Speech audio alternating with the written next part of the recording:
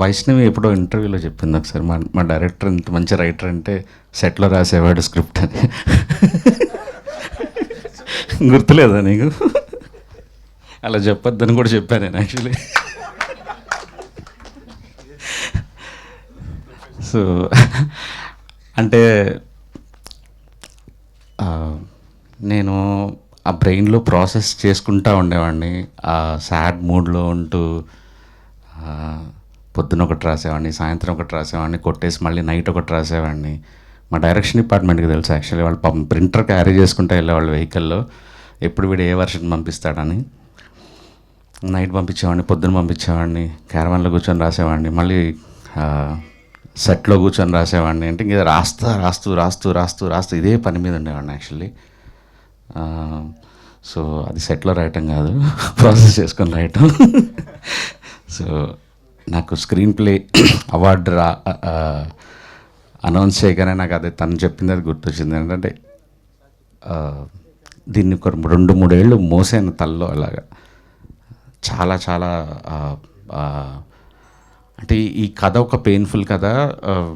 నేను ఆ మూడ్లో ఉండటం కోసం నేనే ఒక సాడ్ మూడ్లో ఉండి, నాకే ఇలాంటి సిచ్యువేషన్ జరిగితే, నేనే వైష్ణవి అయితే, నేనే ఆనంద్ అయితే, నేనే విరాజ్ అయితే ఏం చేస్తాను అని అలా ఊహించుకుంటూ రాస్తూ రాస్తూ రాస్తూ రాసొచ్చాను. అండ్ స్క్రీన్ ప్లేకి రావటం అనేది ఒక షాకింగ్ అండ్ చాలా చాలా చాలా ఆనందం ఇచ్చింది.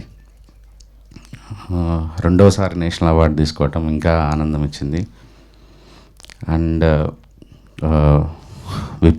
విప్లవ్ నేను ఫస్ట్ కలిసిన, అంటే ఫస్ట్ సారి నేషనల్ అవార్డు ఒక్కసారి విన్ అయిన తర్వాత స్పెషల్గా చూస్తారంటే, ఒక నేషనల్ అవార్డు విన్నర్ ఫిల్మ్ వస్తే ఇంతకుముందు ఆల్రెడీ గెలుచుకుంటే వాళ్ళు కొద్దిగా చాలా జాగ్రత్తగా చూస్తారు, ఓకే ఏమన్నా మళ్ళీ తీసాడా అన్నట్టుగా. సో నేను విప్లవ్కి ఫస్ట్ రోజు నేను కలిసినప్పుడు ఆల్రెడీ కలర్ ఫోటోకి అవార్డు వచ్చింది కాబట్టి విప్లవ్ బేబీ కొద్దిగా ప్రయారిటీతో చూస్తారు, మనం ఎలా అయినా నువ్వు ఒక విజన్తో చూడు విప్లవ్ అన్నాను. అలా అని అంటే నేను జస్ట్ మోటివేట్ చేయడానికి అలా చెప్తుంటాను అంతే జనాలందరికీ, ఇది మెయిన్ సాంగ్ అని ఇట్లా అని. బట్ అన్న ఆ రోజు ఏంటో తదాస్తే అట్లా ఈరోజు నేషనల్ అవార్డు వచ్చింది. అండ్ నిజంగా చెప్పాలంటే ఈ స్క్రీన్ ప్లే అవార్డు నాతో పాటు విప్లవ్ కూడా తీసుకోవాలి. మొన్న మీరిద్దరు మిస్ అయ్యారన్న. యాక్చువల్లీ నేను ఇక్కడే 5.5 hour ఫుటేజ్ వేసుకొని సినిమా చూసిన. యాక్చువల్లీ లైక్ ఈ థియేటర్లో మనం చాలా మంచి సీన్స్ అన్నీ చూపించలేకపోయినాం because of 3 hours run time.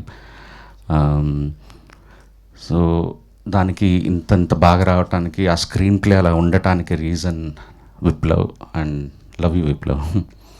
And మా బాలరెడ్డి సార్ ఇప్పుడు నాతో పాటు హిందీ కూడా చేస్తున్నారు. Thank you sir. మీరు ఈ విజన్ మీరు ఇవ్వకపోతే ఈరోజు ఇలా ఉండేది కాదు సినిమా. అండ్ థ్యాంక్ యూ అంత. అండ్ సురేష్ గారు మా డైరెక్టర్, థ్యాంక్ యూ ఈ వరల్డ్ క్రియేట్ చేసి ఇచ్చినందుకు. సారథి గారు thank you. Devi thank you. ఈ పాట గురించి చెప్పాలంటే యాక్చువల్లీ విజయబుల్గా నిన్ను అప్పుడు ఒక 3-4 చిన్న సినిమాలు చేస్తున్నాడు. ఒక సిచ్యువేషన్, ఒక డిఫరెంట్ సిచ్యువేషన్, హీరో ఆనందంగా పాడుతుంటాడు, బట్ వెనక జరిగే సిచ్యువేషన్ చాలా పెయిన్ఫుల్ సిచ్యువేషన్. వెనక జరిగే పెయిన్ఫుల్ సిచ్యువేషన్ అంటే అదేమైనా ప్యాథో సిచ్యువేషన్ కదా, ఇట్స్ ఎ కైండ్ ఆఫ్ ఒక రొమాన్స్ జరుగుతుంటుంది. సో వీడు పాడేదానికి అక్కడ జరుగుతున్న విజువల్కి సంబంధం లేదు, కానీ చూసే జనాలకి మాత్రం చాలా షాకింగ్గా ఉండాలి. సో ఇది మనం ఇప్పుడు కంపోజ్ చేయొద్దు. ఫస్ట్ నేను విజయ్ని సెలెక్ట్ చేసినప్పుడు ఇది మనం లాస్ట్ సెలెక్ట్ చేసుకుందాము, సో ఈజియెస్ట్ సిచ్యువేషన్ క్రియేట్ చేద్దామంటే, లేదు సార్ ఇది క్రియేట్ చేస్తాను ఫస్ట్ ఈ సిచ్యువేషన్ అన్నాడు.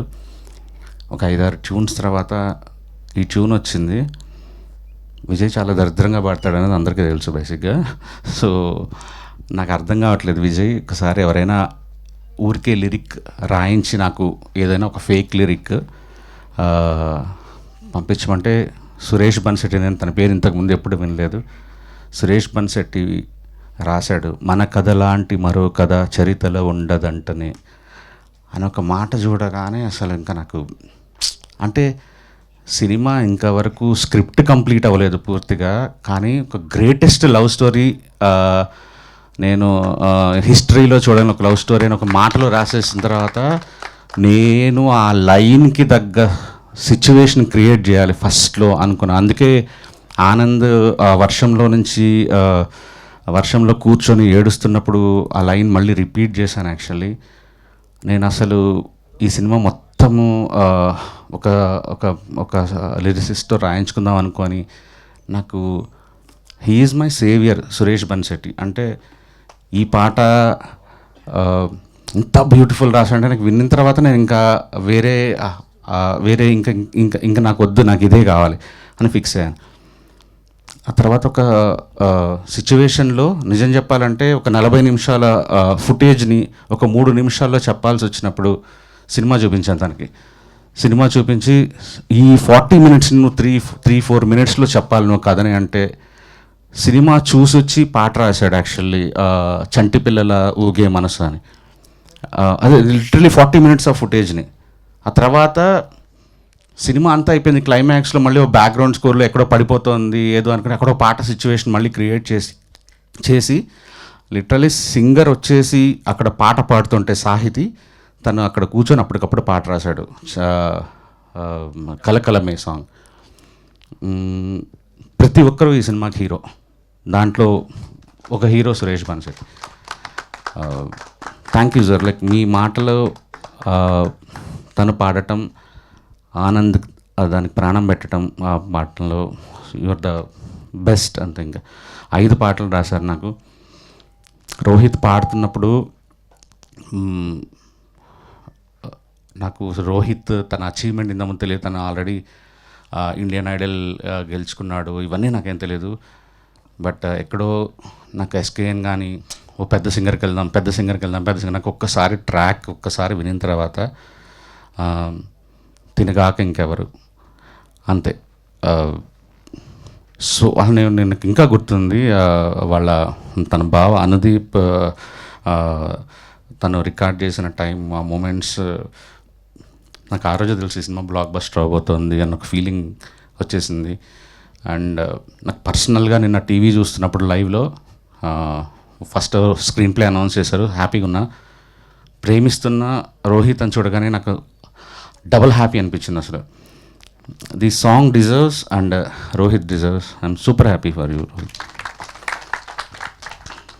ధీరజ్ ఈరోజు నాకు ఎస్కేఎన్కి మధ్య ఇప్పటికి కూడా ఒక bridge. Thank you Dheeraj. And Vaishnavi, good to see you after long time. Yeah. And ఈ సినిమా అందరికీ అన్నీ ఇచ్చింది. దానికి ఫిల్మ్ఫేర్, సైమా, ఇప్పుడు నేషనల్ అవార్డ్, ఫిల్మ్లో పాట అయినావు. Good luck for your journey. And అన్న, యూ లుకింగ్ అమేజింగ్. కొత్త సినిమా గెటప్ అదిరిపోయింది. అనరా గెలిపాడు అక్కడికి, ఇక్కడ హర్షింది. ఓకే, నువ్వేనా హర్షింది?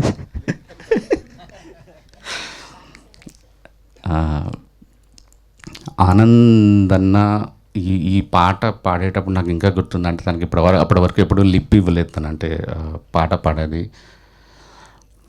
నాకు సినిమాలో కంటే మనం తీసిన లిరికర్ వీడియోలో నేను రాత్రి చూస్తున్నప్పుడు కూడా అన్న, the way you are singing that song, అంటే నిజంగా మీరే పాడారా, మీ ఆ నర్వ్స్ అదంతా చూస్తే సినిమాలో ఎందుకురా ఈ షాట్ లేదన్నట్టు అంత ఫీలింగ్ వచ్చింది. అండ్ ఐ మిస్ యూ అన్న. అండ్ ఎస్కేఎన్, యా, ఇది ఊరికే చెప్పచ్చు కానీ ఇట్లా అన్నీ తనకు డబ్బులు రావచ్చు, నేషనల్ అవార్డ్ సినిమాకి ప్రొడ్యూస్ చేయొచ్చు, కానీ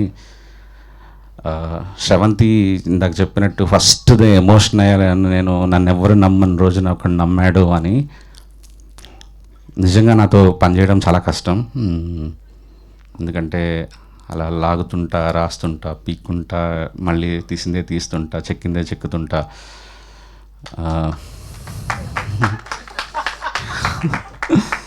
నమ్మాడు నన్ను. I love you. సో అంతే, తీద్దాం అనుకున్నాం, తీసాం. ఆ రోజు అనుకున్నాం, ఐ థింక్ ఇక్కడేనా మనం కలిసింది ఫస్ట్ టీజర్ ఇక్కడే అయింది, first event. Thank you SKN for everything. I think ఎవరిని మర్చిపోలేదు అనుకుంటున్నా. రమణి థ్యాంక్ యూ, సారథి గారు లాస్ట్ మినిట్ వరకు సపోర్ట్ చేసినందుకు. నాకు ఎప్పుడైనా ఎవరైనా పొగుడుతుంటే ఇలా మైక్ తీసుకుంటా కానీ శ్రవంతి ఫస్ట్ నువ్వు పొగుడుతుంటే నాకు మంచి ఆనందంగా అనిపించింది ఈరోజు. You deserve this, you deserve this. So happy for you. Thank you so much.